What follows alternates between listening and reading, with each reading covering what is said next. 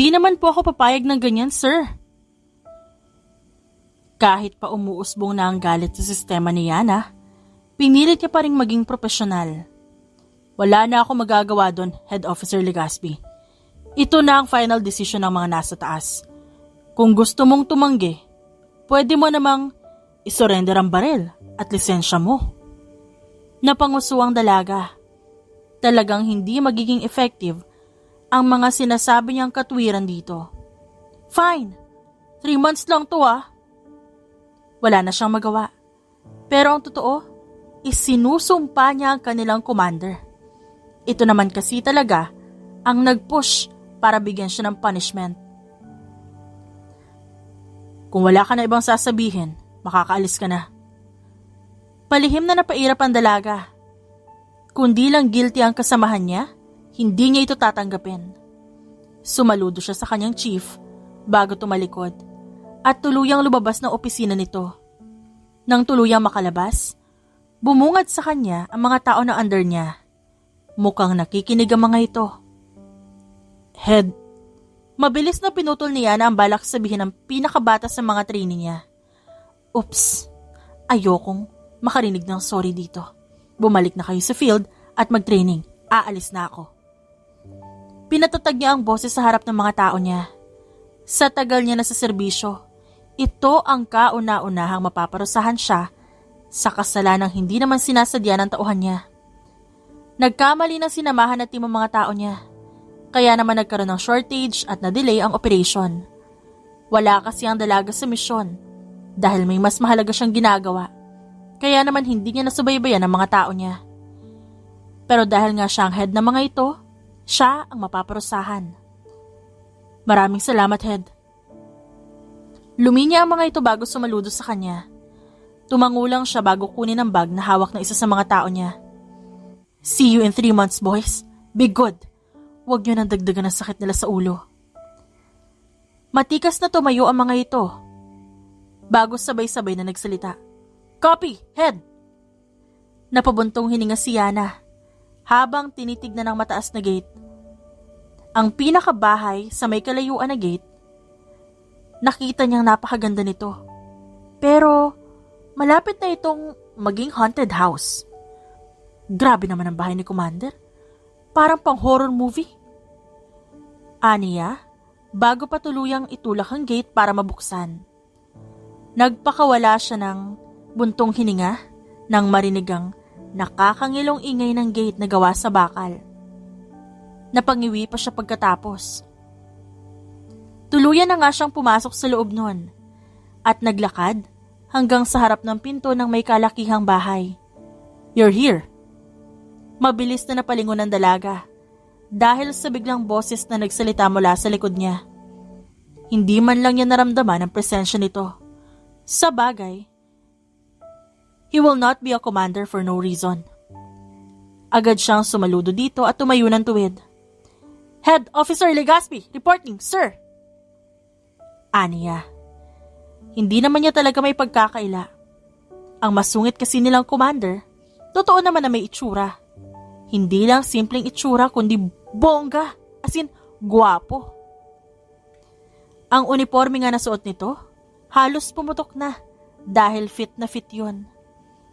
Marahil na rin siguro sa mga gulong at semento na hinihila nito sa kampo. Follow me. Wika nito bago siya lampasan at binuksan ang pinto ng bahay. Bumungad naman sa kanya ang hindi gaanong maliwanag na loob. Pero higit doon, nakita niya ang 4 na mga bata na nakaupo sa sala. Maging ang pag-upo ng mga ito para bang trained na rin. Kaya naman bahagya siyang napakunot ng noo. These are my kids. Nang sabihin pa lang yun ng kanyang commander, mabilis na lumapit ang 4 na bata at luminya. Clara, Kenzo, Harry, Hans, they are my quadruplets. Kids, this is one of my officer. Greet her. Mas lalong nangunot ang noo ni Yana dahil doon. Pero nang sumulyap sa kanyang lalaki, nagkunwari na lang siyang nakangiti. It's nice meeting you po, officer. Awkward naman siyang ngumiti at tumingin sa lalaki. po ba yung magiging bodyguard nila, sir? Nangunot ang noon nito at umiling. No, of course not. Hindi ba sinabi sa'yo ni Wayne na ikaw ang magiging babysitter nila? Ang Wayne na tinutukoy nito, ang chief ni Yana. Saglit na natigilan si Yana sa sinabi nito. Anong babysitter? Isa siyang head ng Special Marine Force at hindi babysitter. Higit sa lahat, hindi siya magaling sa mga bata. Anong gagawin niya sa mga ito? Ihahagis niya sa tuwing may mga bomba? Napakapit si Yana sa sinturon ng kanyang uniforme. Pilit na tinatago ang pagkabigla at inis na nararamdaman. Babysitter? Sinubukan niyang alalahanin ang sinabing utos ni Chief Wayne. Ngunit wala siyang maalala na sinabi nitong magiging yaya siya ng quadruplets. Sir, with all due respect, nag-iingat siya sa tono ng kanyang boses. Ngunit hindi maitatago ang bahagyang pamimilipit ng mga salita. Hindi ko po tanda na babysitting ang magiging assignment ko. Nagtaas ng kilay ang commander. Tila ba hindi nagustuhan ang kanyang reklamo. Chief Wayne's order are clear, Officer Legaspi. Consider this as an extension of your leadership skills. Leadership skills, my foot? Bulong niya sa isip. Ngunit imbes na kumontra, ngumiti siya ng pilit. Yes, sir. Aniya. Kahit pa ang kanyang ngipin ay parang gigil na gigil at gustong magngalit. Habang nakatayo siya sa sala, napansin niyang tila ba masyadong tahimik ang mga bata para sa kanilang edad. Sa karaniwang pagkakataon, ang mga batang tulad nila tumatalon sa sofa, tumatawa o kaya'y nag-aaway. Ngunit ang mga quadruplets na ito parang maliliit na sundalo. Tahimik, nakapamewang, at diretsong nakatingin sa kanya. Para silang isang squad na nakahanda sa komandang kanilang superior. Kids, meet your new babysitter. Mariing sabi ng commander bago ito tumalikod at iniwang nakatulala si Yana kasama ang 4 na bata. Ano na naman ba itong napasukan ko? Tanong niya sa sarili habang unti-unting bumababa ang kanyang tingin sa mga bata. Ang pinakamaliit sa kanila, si Hans, nakataas ang isang kilay habang may hawak na laruan. Ngunit mukhang isang laruang barilyon na masyadong detalyado para maging pambata. Bigla naman niyang naramdaman ang paghila ni Clara sa laylayan ng kanyang uniforme. Officer Legaspi, marunong ka ba magluto? Tanong nito. Luto? Wala siyang maisagot. Hindi naman parte ng training nila sa kampo ang magluto ng spaghetti o sinigang. Mula naman sa gilid, nagsalita si Kenzo. Habang naglalaro ng isang kakaibang laruan. Officer, marunong ka ba makipaglaro ng chess? Kasi boring ni Hans eh. Hirap namang kalaro, laging talo. Chess? Napalunok siya. Ano bang klase itong mga batang to? Sabay-sabay na bumaling ang tingin ng mga bata sa kanya na para bang naghihintay ng kanyang kasagutan. Pinagpawisan siya ng malamig. Hindi niya akalain na mas nakaka-pressure pa pala to kesa sa pagsabak niya sa gera. Teka nga, magsimula tayo sa dapat na itawag niyo sa akin. Dahil bata naman kayo, pagbibigyan ko kayo, pwede niyo akong tawaging miss. Tumingin lang saglit ang mga ito at muling ibinalik ang tingin sa mga ginagawa na para bang wala silang pakialam. Ano pong niluluto niyo? Tinignan ng dalaga ang bagong pasok sa kusina. Isa ito sa quadruplets. Egg, gusto niyo ba? Gagawa ako ng bread with egg. Tumangutango naman ito bago tuluyang lumapit. Yan lang po ang kaya niyong lutuin? Napatigil si Yana sa bigla nitong tanong. Baka po pala nalilito kayo, ako po si Harry, yung pangalawa sa amin. Hindi talaga inaasahan ng dalagang pagiging prim and proper ng mga bata. Daig pa ng mga ito ang mga tauhan na iniwan niya sa kampo. Harry, how old are you? Kaswal na tanong niya dito. Abala naman ang mga bata sa pag-akyat sa upuan.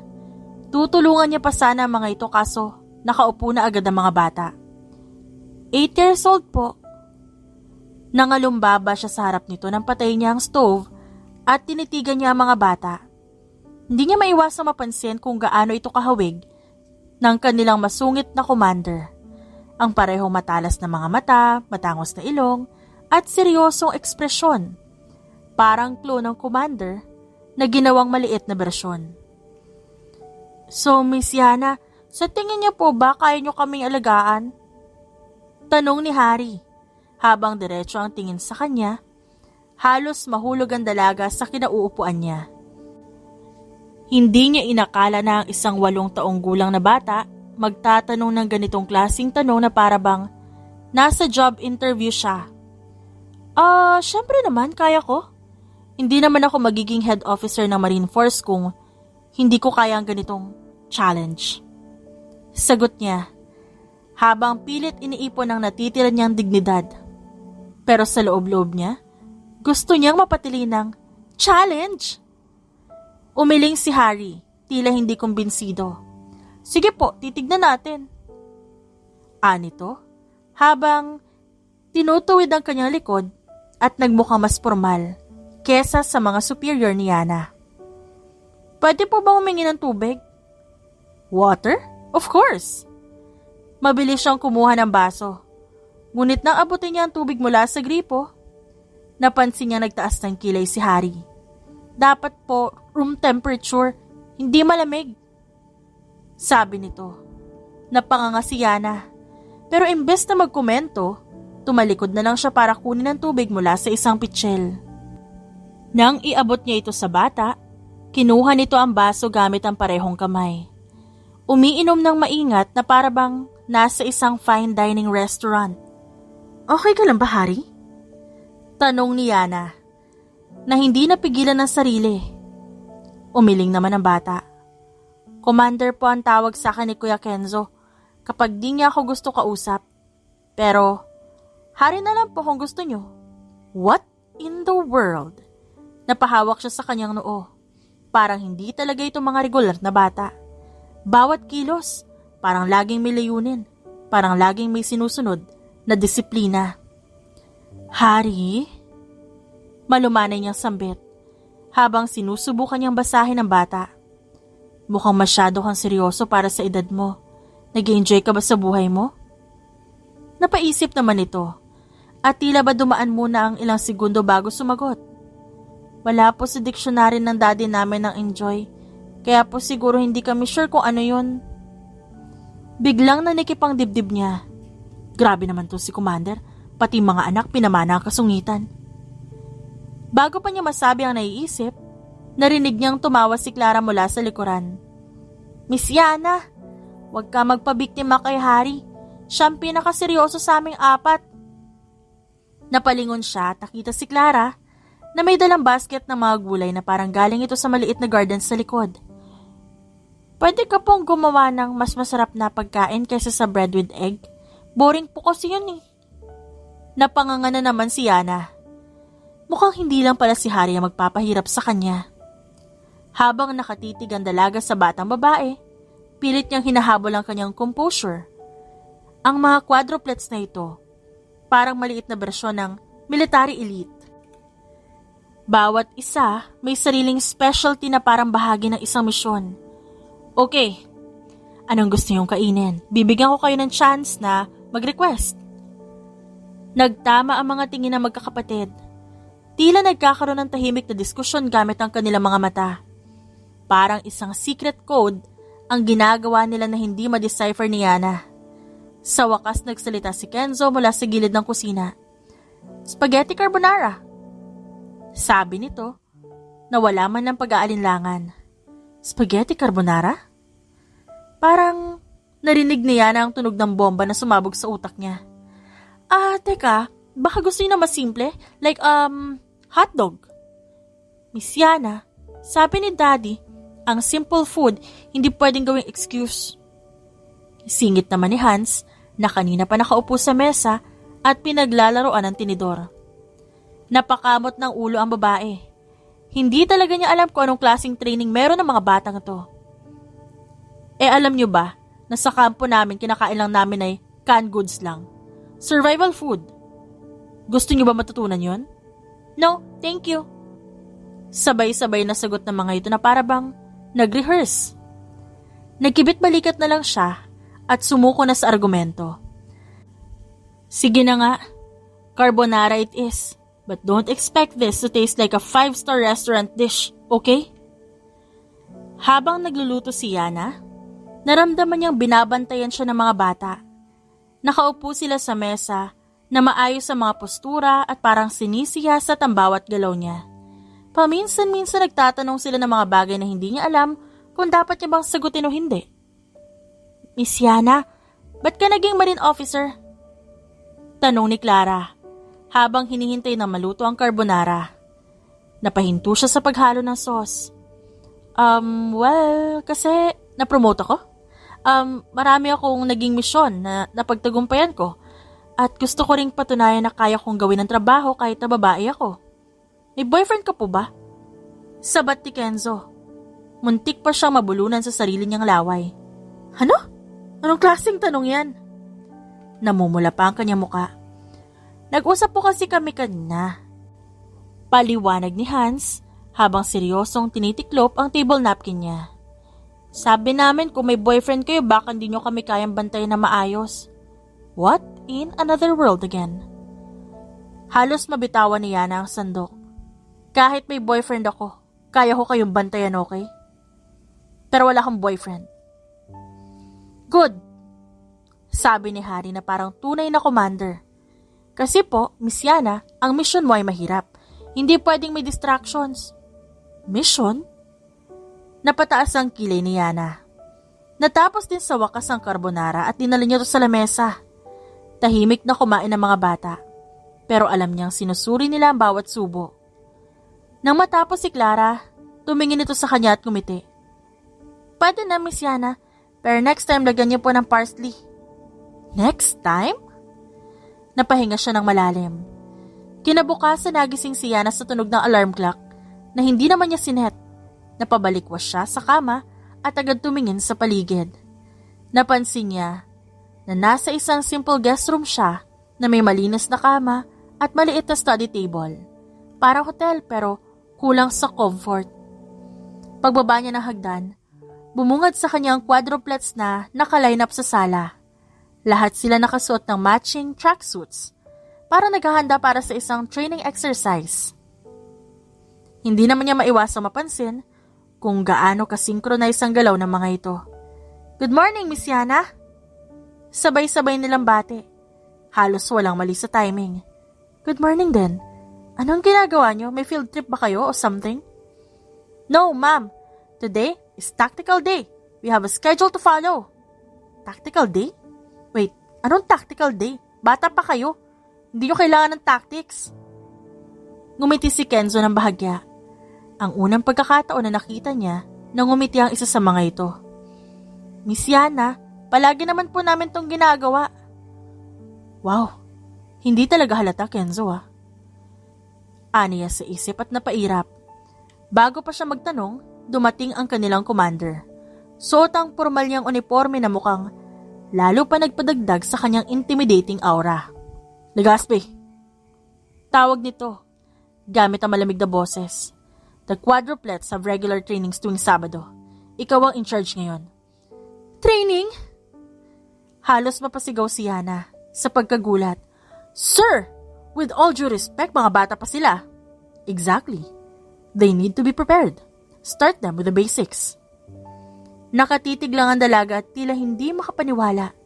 Mukhang ang quadruplets na ito, hindi nga basta-basta. Parang mga mini soldiers na may sariling protocol. Nang magtungo sila sa likod bahay, nadiskubre ni Yana ang isang improvised obstacle course na parang out of place sa tahimik na bahay na ito. May mga pader na kailangan akyatin, gulong na kailangan talunan, at kahit maliit na zipline, meron din. Ano to? Mga bata pa sila, hindi nila kaya to. Miss Yana, sabi ni Clara mula sa likod niya. Huwag po kayo mag-alala, kaya po namin yan. Paglingon niya, nakita niya nakatayo na magkakapatid. Seryoso ang mga muka at parang handang-handa na.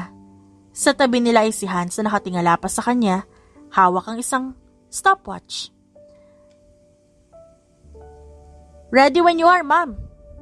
Sabi nito na parang isang tunay na timekeeper. Napahawak si Yana sa ulo niya habang sinusubukang buuin ang plano. Mukhang wala na siyang ibang choice kundi ang sumunod. Okay, fine. Let's do this. At nagsimula na ang araw na puno ng sigawan, tumbling, at hindi mapigilang mag-facepalm ni Yana habang pinapanood ang quadruplets na tila sanay na sanay sa bawat obstacle na parang ginagawa na nila ito mula talaga nung isinilang sila. Mukhang hindi babysitter ang kailangan ng mga bata.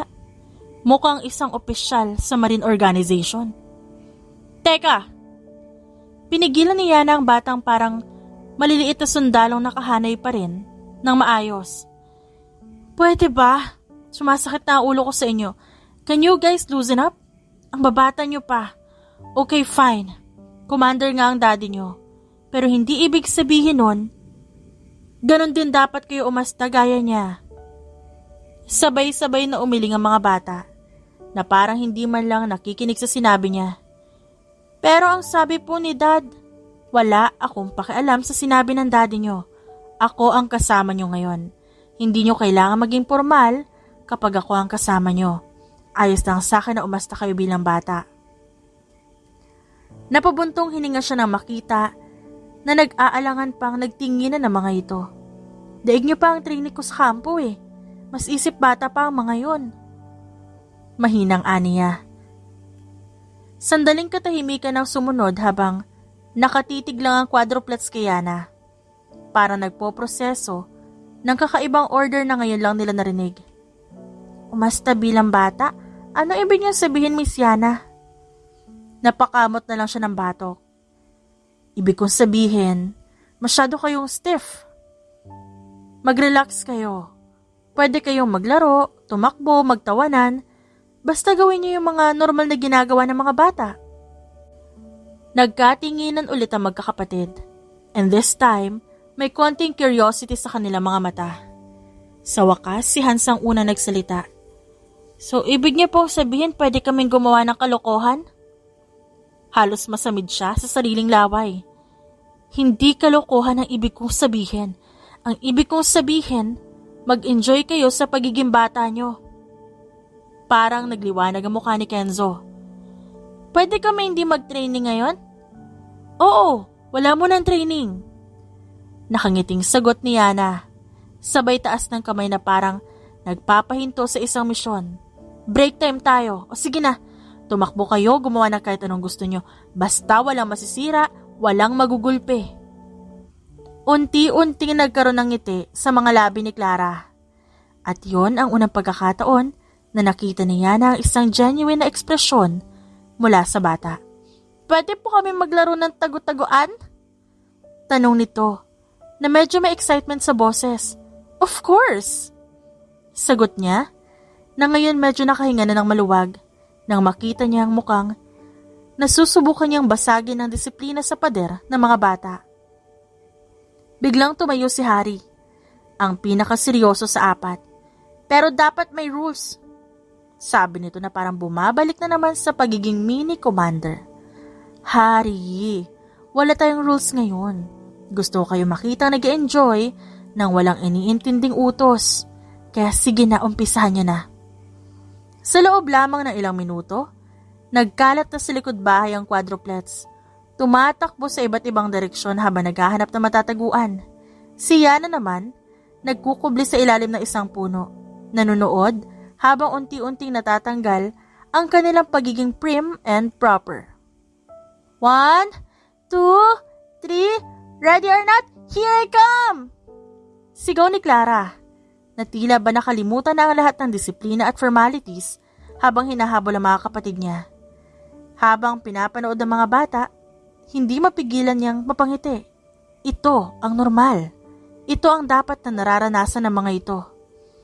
Sa unang pagkakataon mula nang dumating siya, naramdaman niyang hindi na siya ganoon na naiilang katulad ng dati. Paano kung mag-bake tayo?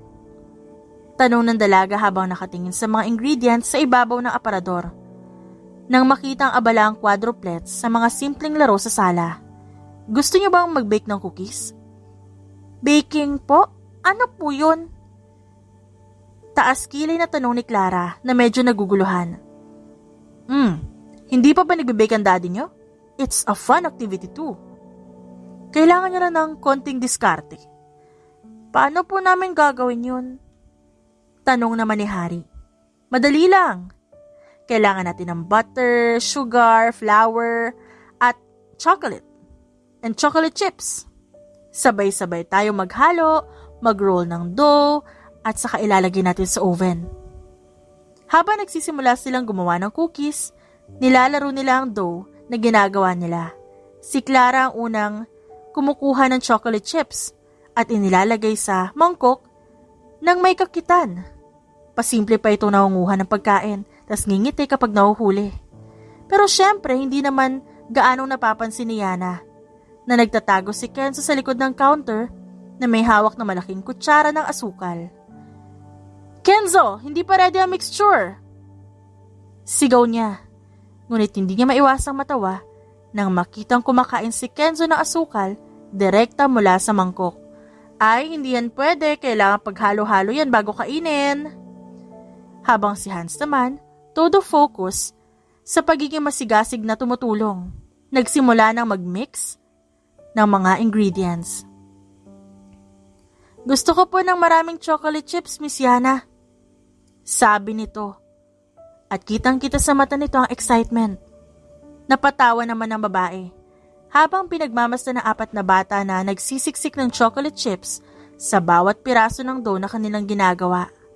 Hanggang tumagal. At patuloy lang ang pagtakbo ng oras. Ang buong kusina nagmistulang battlefield ng harina at asukal. Ang mga bata nagsisiksikan sa counter habang nagbabalik ng dough. Tinutulungan ang bawat isa sa pagtimpla at pagpapantay-pantay ng cookies. It's so much fun po! Sabi ni Clara na hindi maiwasang magbigay ng ngiti habang binabalanse ang tinidor sa isang pirasong dough. Yeah, it is. Diba? Sabi ko naman sa inyo eh. Kaso, malapit na po ba yan? Tanong ni Harry na hindi mapigilan ng kaligayahan sa kanyang mata. Huwag kayong mag-alala, lalaki ang cookies natin and of course, mabango na, masarap pa, promise. Sagot ni Yana. Okay, tapos na. Sabi niya nang matapos ang huling batch. Nagtinginan sila, ang kusina na puno ng baking scents. Masaya at kontento sa mga simpleng sandali. Pwede po bang kumain ng maraming cookies? Tanong ni Kenzo na parang gutom na gutom. Oo, kumain kayo. Tayo naman ang gumawa niyan, kaya ubusin natin. Biro niya na habang binibigyan sila ng fresh batch ng cookies. Umalis saglit ang babae sa bahay ng kanyang commander dahil ipinapatawag siya sa kampo. Nakita naman niya mga tao niya na nagte-training pa rin sa field habang ang iba hinihila ang mga gulong. Head, buti nakabisita kayo. Dahil sa pagtawag na yon, napansin na siya ng lahat ng tao niya. Kaya tumigil siya upang lumapit sa mga ito. Oo, mukhang may papagawa lang si Chief. Hindi ako magtatagal, kaya bumalik na kayo sa pagte-training. Dapat pagbalik ko magagaling na kayo kaysa sa akin ha. Biro niya sa mga ito kaya naman tumawa lang ang mga ito. Napaka-imposible naman ata yan, Head. Hindi ka namin matatapatan. Mahinang tumawa si Yana. Habang binibilang niya ang mga tao niya, sinisigurado niyang walang umuwi sa mga ito. I'm glad na mukhang wala pang sumusuko sa inyo.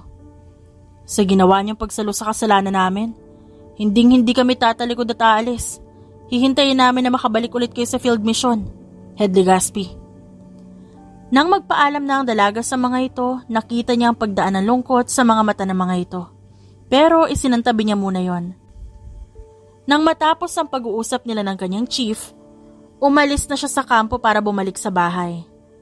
Pero natigilan siya nang makita ang mga bata na bumungad sa kanya pagkabukas niya pa lang ng pinto.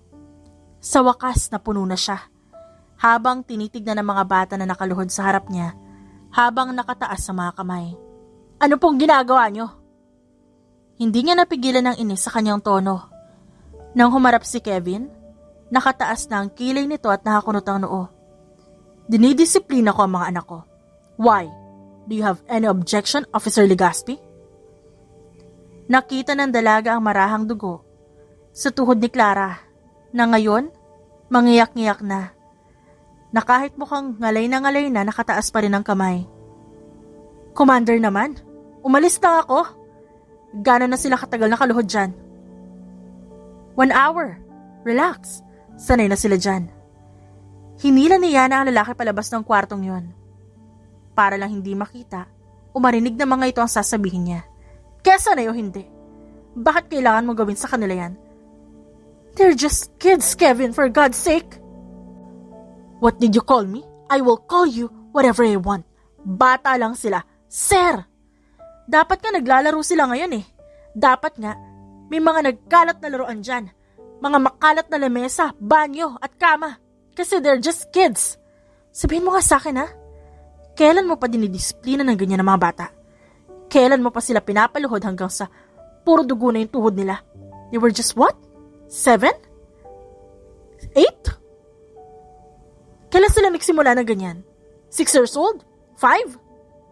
O baka naman 3? Grabe ka. Ganyan ba yun? Disiplina mo sa mga anak mo? Ha? Nang gagaliiti sa galit ang babae, hindi niya ito maatim. Hindi niya kayang panoorin lang ang mga bata na maging miserable hanggang tumanda ang mga ito. Wala kang pakialam sa paraan ko ng pagdidisiplina. Gusto ko lang kayong i-remind, sir. 8 years old lang ang mga anak mo. Pwede silang magkamali. Pwede silang madapa o pumalpak kasi there's a lot of chances pa in the future. Alam ko naman na dinidisiplina niyo sila. But you were using your power as their father. Too much. Ayoko sabihin to eh. Pero inaabuso mo sila, Commander Hermosa. And I will not stay silent because I saw how you treated them so poorly. Hindi sila mga sundalo o pulis o marin na kagaya natin. Marami pa silang pwedeng matutunan. Marami pa silang pwedeng pagkakamaling gawin. Pero sa pagkakamaling yun, matututo sila. Napabuntong hininga si Kevin. Halatang naiirita sa argumento ni Yana. Ngunit hindi niya maitatanggi ang bigat ng mga salita nito. Lumapit siya sa bintana ng kwarto, habang ang kanyang likod nakaharap sa dalaga. Ang mga kamay niya nakasuksok sa bulsa, habang pinipilit na maging kalmado. Pero ramdam niya ang tensyon sa bawat paghinga nila. Do you think I like doing this, Yana? Basag nito sa katahimikan. I'm not doing this because I enjoy it. I'm doing this because I want them to be strong. The world is cruel. It doesn't care if you're 8 or 18 or whatever. Kung hindi nila matututunan ngayon kung paano maging matatag, anong mangyayari sa kanila sa hinaharap? Hinayaan ng dalaga ang ilang segundong katahimikan bago sumagot. Lumapit siya sa lalaki, ngunit nanatili na nakatayo siya sa likuran nito. Kevin. Malumanay na ang tono niya ngayon. You're right. The world can be cruel. Pero hindi ikaw dapat ang unang dahilan kung ba't nila mararamdaman yun. Kung gusto mo silang maging matatag, turuan mo sila sa paraan na may pagmamahal. Hindi lahat ng lakas nanggagaling sa sakit. Minsan sa pag-aalaga mo sa kanila, doon nila natututunan kung paano maging matibay. Hindi naman sumagot ang lalaki. Nanatiling tahimik si Kevin, ngunit halata nag-iisip. Napatingin siya sa refleksyon niya sa bintana. At sa likod niya ay si Yana na mataas ang tingin, hindi makikitaan ng takot, at hindi ito natatakot na makipagtagisan ng prinsipyo sa kanya. Hindi ko sinasabing hindi mo sila mahal. Pero Kevin, pagmamahal ba talaga ipaparamdam mo kung dinadala mo sila sa puntong nasasaktan sila ng ganito? Kung gusto mong maging magulang na karapat-dapat nilang tingalain, ipakita mo sa kanila na hindi mo sila kailangan saktan para lang maging mabuting tao at maging matatag at maging matapang o kung ano pang gusto mo. Sa puntong yon, isang mahinang hikbi ang narinig nila mula sa pinto. Napalingon sila pareho at nakita si Clara. Umiiyak na ito. Sinundan nito ng pag-iyak na mas batang kapatid na si Hans, na humahawak sa braso ng kapatid na halatang pagod na rin. Daddy, ayoko no po. Mahinang sabi ni Clara. Para bang binagsakan si Kevin ng langit at lupa. Napalunok siya at hindi makapagsalita. Sa unang pagkakataon nakita niya sa mata ng mga bata ang sakit at kalungkutan. Hindi takot. Walang salitang lumabas sa bibig niya. Ngunit dahan-dahan siyang lumapit sa mga ito at hinawakan na magkabilang balikat ng mga anak. Tumayo na kayo. Halos pabulong niyang saad. Nahalatang ikinabasag ng kanyang boses. Nagmadaling lumapit si Yana at tinulungan ng mga bata para makatayo. Nakita niyang nangangatog ang tuhod ng dalawa, kaya naman pinilit niyang ngumiti para sa kanila. Okay na mga bata, tapos na. Bulong niya. Naiwan si Kevin na nakaupo sa sahig. Nakayuko ang ulo habang pinapanood ang mga anak na dinala ni Yana papalayo. Sa gitna ng katahimikan ng silid, naramdaman niya ang bigat ng sarili niyang desisyon at ang tanong na gumugulo sa isipan niya. Paano ko sila minahal ng ganito? Are you okay, mga anak? Mahinang tanong ni Yana sa mga bata nang maihatid niya ang mga ito sa kwarto. Naglakad siya sa isang drawer at kinuha doon ang first aid kit. Miss Yana, wala naman po talagang kasalanan si Daddy. Nabasag ko po kasi yung pinakamamahal na vase.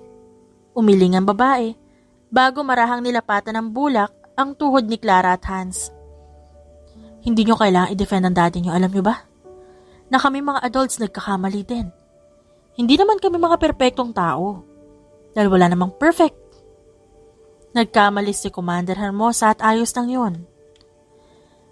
Nang matapos niyang gamutin ang tuhod ng mga ito, nakatulog din ang mga bata. Pinabayaan naman yun ng dalaga at inayos ang higa ni Harry. Hininaan muna niya ang aircon sa kwarto bago tuluyang lumabas. Pero nagulat siya nang makita na nandun pa pala si Kevin. Nakasandal ito sa pader at mukhang malalim ang iniisip. Lalagpasan niya sana ito nang bigla na lang hinawakan ito ang braso niya. I'm sorry about that. Sinulya pa naman ng babae ang kamay na nakahawak sa kanya. Hindi ka sa akin dapat nagsusorry, sir, kundi sa quadruplets mo. Sila naman tong nag-iisip na dapat palagi silang perfect. Napatingin si Kevin sa braso na kanyang hawak. Ang mukha niya, nagkukumpas ng mga emosyon. Pagkalungkot, pagsisisi, kalituhan. Bumuntong hininga siya at unti-unting bumitaw. I didn't mean to make them feel that way. Pero hindi ko alam kung paano pa itutuwid ang lahat. Lahat ng ito, Yana. Tila sunod-sunod na pagkakamali. Umiling siya. Hindi mo rin kailangang ituwid lahat, Commander. Hindi yun yung trabaho mo bilang magulang. Napahaplos si Kevin sa kanyang buhok. Parang nananabik sa simpleng kalinawan na hindi na maririnig mula sa kanya. Bakit di mo ako naiintindihan? Paano kita maiintindihan kung hindi mo rin naiintindihan ang sarili mo? Hindi ko sinasabi na madali ang pagiging magulang. Ang daming pagkakataong iniisip mong tama ka, pero sa dulo ng araw makikita mo mali ka rin. Pero hindi yun dahilan para saktan ang mga anak mo. Gusto ko silang maging matibay, Yana. Gusto ko silang maging handa sa mundo. Gusto ko silang maging matagumpay. Matibay ang mga anak mo. Pero hindi yun magmumula sa latay at luha. Ang pagmamahal, ang tiwala, ang pag-aalaga, yun ang nagbibigay sa kanila ng lakas, hindi ang takot at sakit. Paano kung yun lang ang alam ko? Paano kung yun lang ang paraan na nakikita ko, na yun ang tanging paraan para maging magulang? Dahil yun ang tinuro sa'yo, yun ang nakita mo. Pero hindi ibig sabihin nun, yun lang ang tanging paraan. May iba pang paraan, Kevin. May ibang paraan para mahalin at turuan ng mga anak mo na hindi kailangang natatakot sila palagi sa'yo. Ibinaba ng lalaki ang kanyang kamay sa gilid. Hindi ko alam kung paano, Yana. Sa loob ng maraming taon, sa lahat ng mga desisyon ko is like, I don't know how to be a parent. And what if hindi ko kayang itama lahat ng yun? Walang mali sa pagsisimula mula sa ngayon, Commander. Hindi kailangan gawin lahat ng perpekto. Kailangan mo lang simulan ng mas maayos.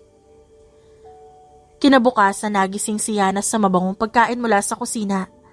Kaya naman napabangon siya sa higaan.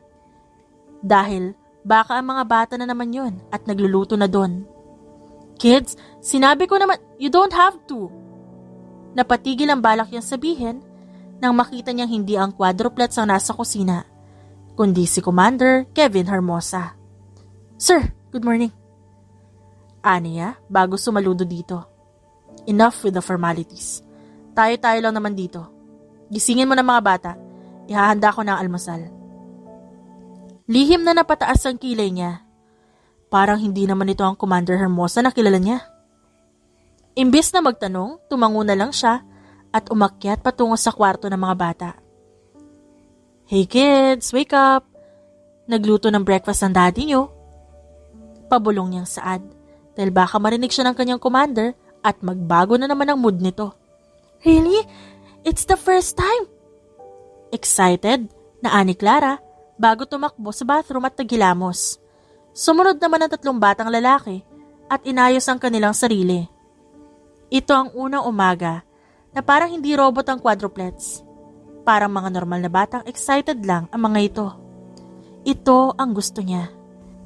Ang totoo, hindi masaya ang childhood ni Yana. Dahil na rin siguro sa retired military ang kanyang ama at respected teacher naman ang kanyang ina. Kailangan palagi siyang perfect. Konting pagkakamali pagagalitan siya ng mga ito. Ang 2 mali sa test paper niya noon, magiging dahilan kung ba't siya pagagalitan at paluluhurin sa munggo ng kanyang ina. Marahil, nakikita niya ang sarili sa quadruplets. Kaya gano'n na rin ang galit niya na makita nakaluhod ang mga ito. Good morning, babies. Let's eat breakfast. Ito ang nasabi ni Kevin sa mga anak nang tuluyan sila makababa. Excited namang tumakbo ang mga bata sa mga upuan. Tumayo si Kevin at balak sanang sawayan ng mga bata nang umiling lang siya. Kaya naman napatikim ito at napaupo na lang. Wow, marunong ka pala magluto, sir? Nakangiting tanong niya bago lumapit sa dining table. Yeah, I was in charge in the kitchen, in Marine, when I was in my 20s. Tumangutango lang ang babae bago tuluyang lumapit at lagyan pa ng ulam ang plato ng magkakapatid. Kain lang kayo na marami dahil mamaya magluluto ulit si daddy nyo ng pancake, di ba sir? Nasamid naman ang lalaki dahil doon. Balak sana niyang kontrahin ang sinabi ng babae. Nang makita niyang nakapuppy eyes na ang kanyang mga anak, kaya napangiti na lang siya. Yeah, magluluto pa ako mamaya. Ano pa bang gusto niyo? Lihim na napangisi si Yana at para bang nagtagumpay siya. By the way, Daddy wants to say sorry about everything. Tumingin sa dalaga ang quadruplets kaya ngumiti si Yana sa mga ito at kumindat. It's okay, Daddy. Mabilis lumapit ang mga bata sa ama nito at mahigpit na yumakap dito. Adults can make mistakes too. Saad ni Clara. Pinigilan ng babae ang mapangiti nang sinabi yon ni Clara. Tama. Adults can make mistakes too. Saad naman ng babae. Nakita niya ang pagtingin sa kanya ni Kevin. Dahil doon, bigla na lang niyang naramdaman ang kakaibang kuryente na nabubuhay sa sistema niya. Your officer Legaspi really taught you a lot, huh? And I'm glad that she's the one who guides you. Nahigit niya ang paghinga. Dahil doon, simple lang ang sinabi nito pero parang binuhusan siya ng kung anong malamig na tubig. Oh shucks, what's happening to my heart? Tahimik lang siya na habang pinapanood niya si Kevin at ang quadruplets. Ngayon naglalaro ang mga ito ng Jenga. Ang talo, magbibigay ng coins tapos tatakbo. At ang mananalo, makakakain ng limited edition na strawberry cake. Huwag yan ang galawin mo, yun dapat Bulong ni Hans kay Kenzo, na ngayon siyang naglalaro na. Shh! Quiet! Saad naman ni Clara. Nakita niya ang pagkindat nito. Napangiti naman siya habang pinapanood ang mga bata. Tinutukso nila ang isa't isa na parang mga normal na bata lang. At sa mga sandaling to, hindi mo aakalain na sila yung mga batang dinisiplina ng matagal na panahon. Gawin mo na yan, Kenzo. Malapit ka na manalo eh. Ani Clara, habang abot tanaw ng kanyang mata ang tumpok ng mga kahoy na blocks na may batid na tiwala sa kamay ni Kenzo. Hindi na napigilan ng dalaga ang pagtawa. Sumandali siyang naglakad papunta sa mesa kung saan nakatambay si Kevin. Pwede bang magtulungan naman kayo? Sabi niya na para bang binabaliwala ang dating tensyon. Hindi ko yata nakikita na tumutulong kayo eh. Baka magsimula na magkasunod-sunod ang pagkatalo ng mga bata niyo. Okay na, bahala na sila. Sagot ni Kevin na nakaupo at pinapanood lang ang mga bata habang masaya ang mga ito.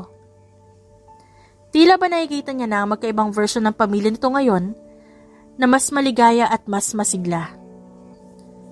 Talaga bang ganito kayo maglaro? Parang wala nang kaseryosohan? Iginalaw kasi niya ng hindi ayon sa tamang hakbang. Hindi siya sumusunod sa instruction. Sagot ni Hans kay Kenzo na parang teacher sa edad na 8 taon. Kailangan kasi ng focus. At ang kakulitan at simpleng saya ng mga bata nagbigay ng init sa puso niya.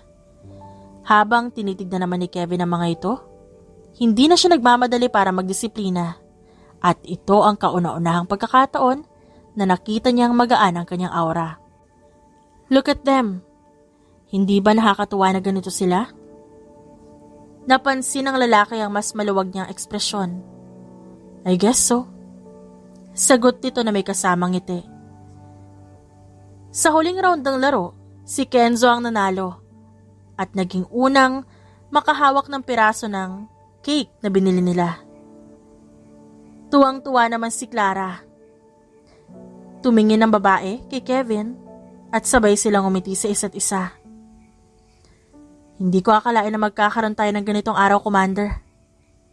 Ani Yana. Ang saya ng mga bata. At ikaw, it seems like you're really trying. You're right. Sagot ng lalaki. This is something I've never really done before. Pero siguro it's not too late for them to experience this. Ilang kaluskos ang nagpagising kay Yana. Kahit pamalalim ang pagkakatulog niya, nagising agad siya nang marinig ang kakaibang paggalaw. Tahimik siyang umalis ng kanyang kama habang kinakapa ang baril sa ilalim ng kutsyon. Gumapang siya hanggang sa maabot niya ang bintana at maingat na sumilip doon. Nang tuluyan siya makasilip, nakita niya ang armadong lalaki na mukhang pinapalibutan ng buong bahay. Shit! Wala si Commander dito. Yung quadruplets! Mahinang aniya bago gumapang patungo sa pinto ng kwarto ng quadruplets. Harry, gising! Napapalibutan tayo! Kinusot-kusot ng bata ang mata nito at ginising ang iba pang kakambal. Clara! Kenzo, Hans! Gising! Sino may hidden communication device? Tawagan niyo ang daddy niyo. Sabihin niyo magpadala ng backup. Mahinang aniya habang alerto na tumitingin sa labas ng kwarto. Sabay-sabay nilang hinanap ang communication devices nila. Si Hans na may maliliit na kamay, mabilis nakahugot ng isang device mula sa ilalim ng kama. Here, Miss Yana. Itinagilid dito ang device at ibinigay sa babae. Kinuha niya ito at inilagay sa kanyang tenga. Ang kanyang mga mata nagsisilbing radar. Naghahanap ng pinakamabilis na paraan para makaligtas. Commander Kevin, this is Yana. We have a security breach. We are surrounded. Requesting immediate backup. Please confirm. Habang hinihintay ang sagot nito, binantayan niya ang mga bata. Rinig na rinig nila ang tunog ng yabag ng mga kalalakihan sa labas. Walang sagot. Dahil doon, nagiging tense ang bawat segundo. Commander, please respond. Hinigpitan ni Yana ang hawak na device. Nakaramdam siya na mukhang walang sasagot, kaya naman nagdesisyon siyang kumilos agad. Harry, Clara, Kenzo, Hans, I need you to follow me. We have to move out now. Agad siyang nagbigay ng signal sa mga bata. na lumabas sa kwarto. Si Harry bilang panganay ng quadruplets, mabilis nagbigay ng direksyon sa mga kapatid. "Follow Miss Yana, stay close!" Habang dahan-dahan silang lumabas mula sa kanilang silid, narinig nila ang kaluskos sa labas. Napansin ng dalaga ang ilang mga kalalakihan na nagsisimulang maghanap, na tila may alam sa mga galaw nila. "Down!" Biglang sabi niya, habang pinipilit nila magtago sa likod ng isang malaking pader. Nakatago ang dalaga sa lilim, habang ang kanyang baril, handang gumante. Ang mga bata naman tila walang kaalam-alam, tahimik na nag-aantay ng susunod na hakbang. "Miss Yana, may lalapit na naman!" Bulong ni Harry, habang ang mga mata nito nakafocus sa isang lalaki na dahan-dahang lumalapit. "Si Kenzo! Throw that smoke grenade on my signal!" Nakita niya ang papalapit na lalaki, at sa isang mabilis na galaw, binigyan niya ng signal si Kenzo. Nang bumangon si Yana, sabay ng pagsabog ng smoke grenade, dahil doon dumilim ang paligid. Ang lalaki naman na nakasalubong ang sulyap ni Yana, nagulat at nagpatuloy sa pagtakbo papalayo. "Hurry! Bilis!" Sigaw niya, habang ang lahat tumatakbo patungo sa likod ng bahay. Mabilis sumunod ang quadruplets, ang bawat isa parang mga anino sa ilalim ng dilim ng usok. Nagmamadali silang nagtakip ng kanilang katawan sa mga kakahuyan at pader ng bahay. Ngunit kahit ang ilang minutong pagtakbo, tila magaan lamang kumpara sa lalim ng kanilang takot. Si Hans, ang pinakamaliit sa kambal, ay huminto sandali at tinignan ang pader ng kanilang bahay na kanilang pinagtataguan. "Miss Yana, may naririnig ako mga yabag. May mga kalalakihan pa rin sa paligid." "Stay down, Hans. Huwag kang maingay." Biglang dumaan ang isang lalaking armado na tila naghahanap ng kanilang kinaroroonan. Ang dalaga nakahandang gumalaw. Ang kanyang kamay mahigpit na hawak ang baril.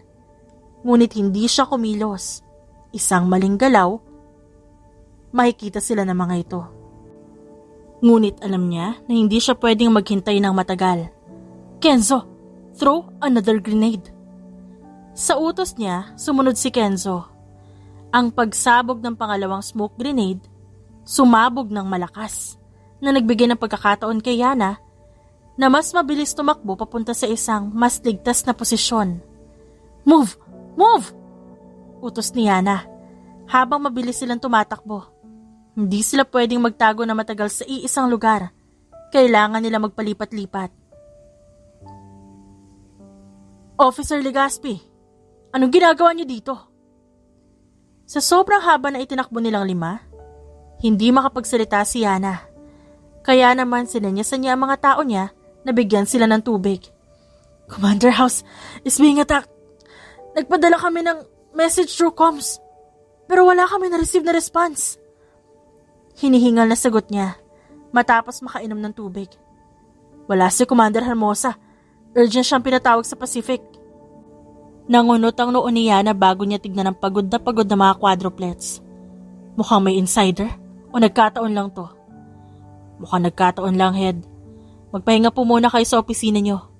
Magbabantay kami sa paligid kung may nakasunod po ba. Tumango si Yana at inalalaya ng mga bata patungo sa opisina niya.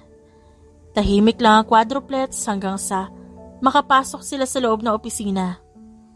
"Thank you for saving us, Miss Yana." Ngumisi naman ang dalaga bago ginulo ang buhok ni Harry. "Wala yon. Ano ka ba? Officer pa rin naman ako eh. It's my duty to protect everyone, lalong-lalo na kayo."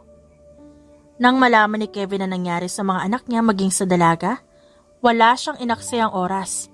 Ginamit niya ang kanyang private plane at bumalik sa kampo. "Daddy!" Tumatakbong lumapit ang quadruplets patungo sa kanya. Pagbaba niya pa lang na helicopter. Mabilis naman nag-squat si Kevin para pantayan ang taas ng mga ito at tuluyang mayakap. "Oh, thanks God. You are all safe." "Iniligtas po kami ni Miss Yana. She was so brave." Nahihiya namang napakamot ng batok si Yana bago tumikim. "Responsibilidad ko yon. Naprotektahan lahat, sir. Lalo na yung mga bata." Hinagka ni Kevin ang ulo ng mga anak. Pwede ko bang kausapin muna si Officer Legaspi? Magpahinga muna kayo, kids. Habang nagtungo naman sila sa opisina ni Kevin. Thank you for protecting my kids, Officer Legaspi. They are like my kids too, Commander. Lumapit si Kevin sa kanya at sa gulat niya na bahagya siyang napaatras. Okay, Officer Legaspi. Thank you for protecting our kids. Nanlalaki ang mata niya sa sinabi nito. Huh? Napakurap-kurap pa siya. Hindi niya alam kung bakit tila nag-aalboroto ang kanyang puso. Mas mabilis pa nga ang tibok nito ngayon kesa nung tumatakas sila ng mga bata. Ang sabi mo para mo na rin sila mga anak. And they are my children, so our kids, right? Napatikim siya na bago napatayo ng tuwid. Commander Hermosa, are you flirting with me? Nagkibit balikat ang lalaki bago umupo sa mesa nito. I guess so. At halos mahimatay si Yana sa naging sagot nito. Oh my God! Bulalas niya sa isipan. Hindi siya makatulog ng gabing yon. Nang lingunin niya ang mga bata, mahimbing ang tulog ng mga ito. Kaya naman isinuot niya ang jacket at lumabas ng kanyang opisina. Tahimik na ang buong kampo. Mukhang nagpapahinga na ang lahat maging ang mga trainee. Ang totoo, naguguluhan siya. Lalo na ang kanyang puso. Paano ba naman? Hindi niya lubos maisip na maaari pala siyang magustuhan ng masungit na commander nila. Teka nga, gusto nga ba talaga siya nito? Baka naman kasi natutuwa lang ito. Kasi napaamo niya ang quadruplets. O natcha-challenge to. Dahil wala sigurong ibang babae ang nagtangkang sagot-sagutin nito habang sumisigaw. What are you thinking? Napaigtad si Yana dahil sa boses na nagmula sa likod niya mismo. Paanong hindi niya na naman ito naramdaman? Commander! Agad siyang tumayo at sumaludo bago na paatras ng bahagya. Masyado nang late, tulog na ba mga bata? Tumango siya bago yakapin ang sarili. Kanina pa po sila tulog. Hindi lang ako dapuan na antok kaya lumabas muna ako. Kamusta nga pala ang bahay niyo? Nagpadala na ako ng mga tao doon. Siguro akala nila nandun ako. Mukha ako talaga main target nung gabing yon. Napahagat labi si Yana bago tumango-tango. Yana. Nahigit niya ang hininga nang muli nitong tawagin ang kanyang pangalan sa nakakapang-akit na tono. Sir, babalik na po ako ng office. Bago pa siya makalayo, marahan na nitong napigilan ang kanyang kamay. Napapikit siya at napasinghap. Why are you avoiding me?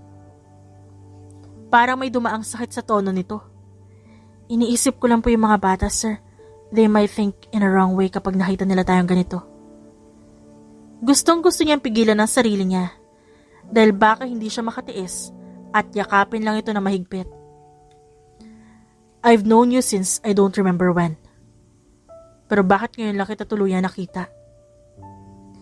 Hinarap ni Yana si Kevin bago mapait ng ngumiti. Right. Kilala kita noon pa man. Pero bakit ngayon ka lang, Kevin? Ito ang huling sinabi niya bago siya tuluyang tumalikod. Sa pagkakataong iyon, hindi na siya mapipigilan pa ng lalaki dahil sa maraming taon siyang naghintay. Pero huli na ba to para sa kanila? Naalala ng dalaga ang unang beses nilang pagkikita. Si Kevin Hermosa, pinakasikat sa buong campus nila. Maingay ang pangalan nito sa lahat ng department. Kaya nga, hindi naman interesado si Yana, pero nakakasagap siya ng chismis tungkol dito. Pero kahit pa kilalang kilala na ito ng dalaga sa pangalan, hindi pa niya ito nakikita sa personal. Ay, ano ba naman yan? Mahinang reklamo ni Yana nang may makabunggo siya. Dahilan kung bakit natapon ang kape sa kanyang uniform. Hala, I'm so sorry, miss. Natigilan siya na makita ang mukha nito. Magulo ang may kakapalan nitong buhok. Matakos ang ilong, singkit ang mga mata. Perpekto ang istruktura ng panga nito at syempre, may kissable lips pa. Pasensya ka na talaga, miss. Sa'yo muna tong varsity jacket ko. Hindi naman pwedeng pumasok ka ng ganyan at see-through din. Doon lang bumalik ang atensyon ni Yana sa damit Nang mapagtanto niyang kitang-kita na ang nasa loob niya, kita na ang suot niyang bra, at mabilis niyang tinakpan ang kanyang dibdib. Pero natigilan siya na bigla na lang nitong isuot sa kanyang varsity jacket. Dahil doon, amoy na amoy niya ang manly perfume nito na kumakapit sa jacket. By the way, ako nga pala si Kevin Hermosa. Kung kailangan mo ng pampa-dry clean, hanapin mo lang ako ha. Wala kasi ako cash dito ngayon eh. Yana Legaspi. Nauutal niya pang sagot. At nang magdapo ang kanilang kamay, may kakaibang kuryente na dumaloy sa sistema niya. Kevin! Hoy! Tara na! Sigaw ng isa sa mga kasama nito sa basketball team. Paano ba yan? Mauna na ako. Hanapin mo na lang ako, Officer Legaspi. Nangunot ang noo niya sa sinabi nito. Hindi naman ako officer. Oops, I thought you're an officer. 'Cause you already imprisoned my heart. Nito bago tumakbo palayo. Kumindat pa ito sa kanya bago kumaway. Girl, spill the tea. Bakit suot mong varsity jacket ng isang lalaking nagngangalang Kevin Hermosa, ha? Halos mabingi si Yana sa tilian ng mga kaibigan niya. Nagkakandahilo-hilo na rin siya sa pag-alog ng mga ito sa kanya. Kilala ang binata na hindi ito pala imik sa ibang babae. Kaya naman kumalat ang usap-usapan na secret lover sila ni Kevin. Kaya naman, hindi maipaliwanag niya ng tibok ng puso niya sa tuwing naririnig ang pangalan nito. Sinubukan niya na maipaliwanag na wala silang relasyon ng binata. Pero ayaw maniwala ng mga ito. Parang apoy na mabilis kumalat yon. Kaya naman ang malaman ni Yana na nag-a-apply sa Marine ng binata, agad-agad siyang nagpalista. Wow naman! Susundan naman pala ni Miss Legaspi ang kanyang secret lover. Natawa siya at hinampas ang kaibigan. Tumigil ka nga dyan, baka may makarinig tapos mag-assume na naman. Saka hindi no, pangarap ko talaga ang pagiging Marine. Pero isa yon, nakasinungalingan. Tiniis ng dalaga lahat ng hirap sa training. May mga pagkakataon na para siyang bibigay at susuko na, pero habang inaalala niyang matamis na ngiti sa kanya ni Kevin noon, nagkakaroon ulit siya ng pag-asa. Pero ang lahat ng iyon parang nawala nang mabalitaan niyang engaged na ito sa ibang babae at malapit na ikasal. What? I really thought that you and Kevin are together. Anang isa sa mga kabatchmate nila nang minsan siyang dumalo sa isang reunion. Di ko naman sinabi yon. Well, technically yes. Pero ikaw lang kasi ang kinausap niyang babae sa buong campus. Tapos binigyan ka pa niya ng jacket niya. So what does that mean? Hindi niya rin alam. Hindi niya alam kung naaalala man lang ba siya nito. Hindi niya alam kung pang isang araw na alaala lang siya para sa binata. Kaya naman, ibinuhos niya na ang buong atensyon at dedikasyon sa trabaho. Wala na siya ibang tinignan na lalaki. Ang sino man na magtangka na manligaw sa kanya, tinatawanan niya lang. Masyado siyang nalulong sa pagtatrabaho. At kahit na nasa iisang department lang sila ni Kevin Hermosa, hindi niya ito nagawang tignan man lang. Hanggang sa nabalitaan niyang namatay sa isang car accident ang fiancé nito. Naisugod pa sa ospital pero ipinanganak ang quadruplets. Gustong-gusto niya itong lapitan, pero pinigilan niya ang sarili dahil alam niya kung saan ang lugar niya. Pinigilan niya ang sarili na mahulog muli sa matamis itong ngiti. Pero heto na naman ang lalaki. Matapos ang halos 11 taon, saka lang ito gagawa ng paraan. 11 taon. Sa loob ng barracks ay abala ang buong Marine team sa paghahanda. May mga nakakabit ng ilaw, nag-aayos ng lamesa at ang iba, tahimik na sinasanay ang sarili para sa surprise performance na pinilit ni Commander Kevin Hermosa. Para bang mas mahigpit pa ang liderato nito ngayon kesa sa mga combat drills nila. Ilagay mo yung bulaklak sa center table. Dapat perfect. Kailangan ma-amaze siya. Utos ni Kevin habang tinutulungan si Reyes magbitbit ng mabigat na centerpiece. Daddy, kahit di po perfect, ma-amaze pa rin naman si Miss Yana. Bibong saad ni Clara. Sir, ang bigat nito. Parang laban sa feelings niyo ah. Natatawang hirit ni Reyes. Nag-squat siya sa harap ng kanyang quadruplets at hinagka ng mga ito sa noo. Ayos lang naman sa inyo na maging mommy si Miss Yana, di ba? Bibong tumangutango ang mga ito habang nagpapalakpakan pa. Nang makita niyang satisfied na ang kanyang mga anak, tumayo siya bago sumenyas. Focus team! Isa itong critical operation. Walang lugar para sa kapalpakan. Tahimik, pero may kilig ang buong unit. Hindi lingid sa kanila ang dahilan ng biglang effort ni Commander Hermosa. Matagal na nilang napapansin ang mga sulyap nito kay Officer Yana Legaspi, na tuwing magkakasalubong ang dalawa, merong kakaibang spark sa pagitan ng mga ito. At ngayong gabi, tila sa wakas, nakahanap na din ng lakas ng loob ang kanilang no-nonsense commander. Papalapit si Yana sa barracks matapos ng isang mahabang araw ng training. Nagtataka siya kung bakit tahimik ang paligid na parabang walang tao sa kampo. Ba't parang haunted house dito?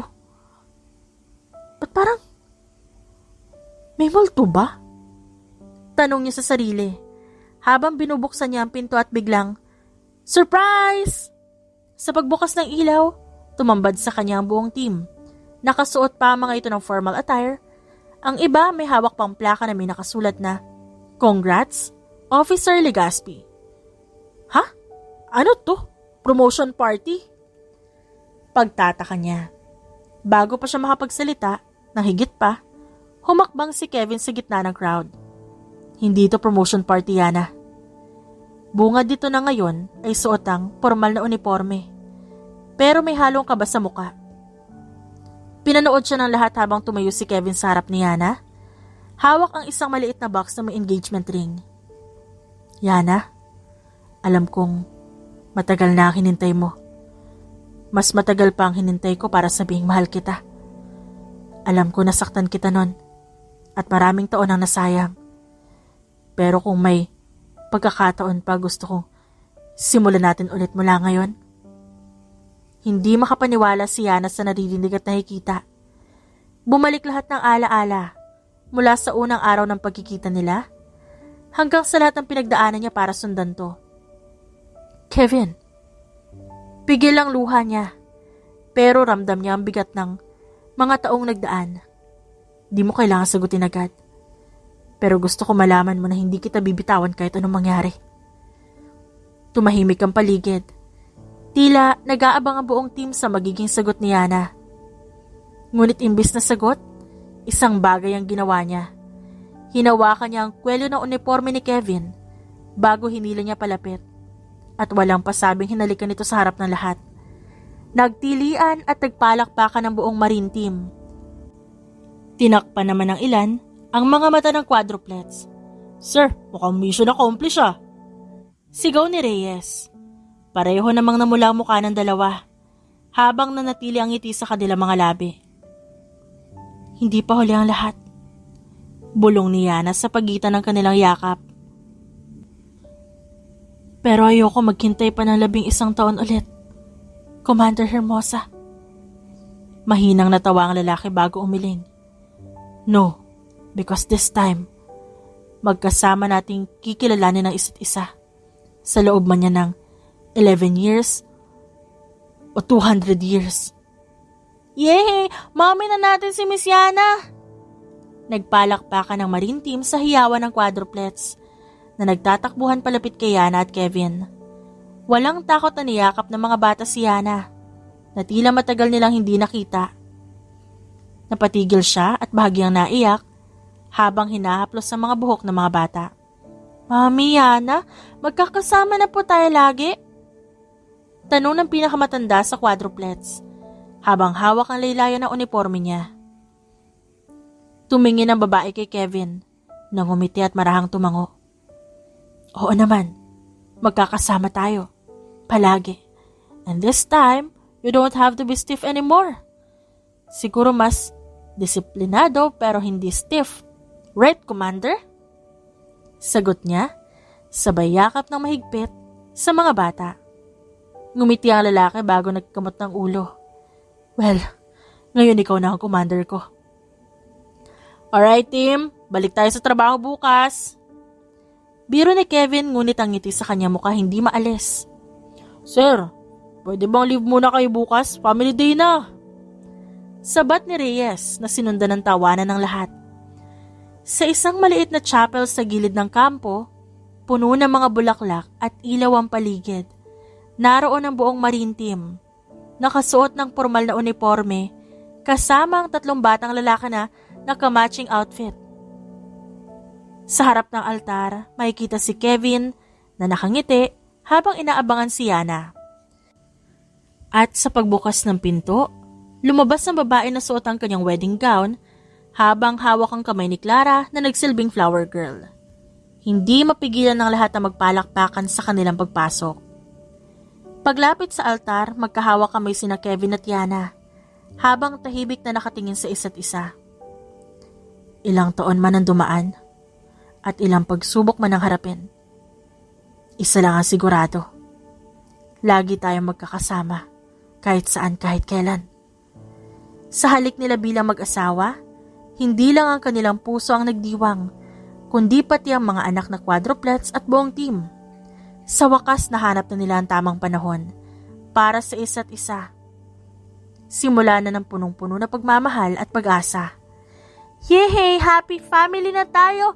Happy ever after na tayo! Saad ng quadruplets. Marahil nga, nagsimula sa mga bagay na hindi inaasahan ng tagpong yon. Kung saan ay nasa piling na siya ng lalaking unang nagpatibok ng kanyang puso. At syempre, sa lalaki nakasakit din nun. Mommy! Nilingon ni Yana ang pinagmula ng boses. Si Hans yun na mukhang nagising sa pagkakatulog dahil dala pa nito ang paborito nitong teddy bear na ibinigay niya. Yes, honey. Come here. Ibinuka niya ang braso para mayakap to. Alam niyo po ba na masaya kami kasi po ikaw ang naging mommy namin? Matamis siyang napangiti at marahang ginulo ang buhok ng bata. Masaya din ako kasi kayo ang mga anak ko. Gusto niyo ba matulog sa kwarto namin ng daddy niyo? Para komportable ang tulog mo? Masayang tumangu-tangu ito. Kaya naman nagpunta sila sa kwarto nila mag-asawa. Love, pwede mo bang buhatin sina Clara, Kenzo at Harry? Dito muna sila matulog? Of course, love. I'll get them. Nang tuluyan na nga mailipat ng kanyang asawa ang quadruplets, sa kanilang higaan, kampanteng napangiti si Yana. Masyadong spoiled ang anak natin sa pagmamahal mo. Mahinang natawa si Yana sa sinabi ni Kevin. Masyado mo naman kasi ako na-spoiled, kaya binabalik ko sa kanila. Marahil nga, may mga tamang oras para makamtan ng tunay na kaligayahan. Dahil kung mas maagang ibinigay, baka hindi ganito kasarap sa pakiramdam.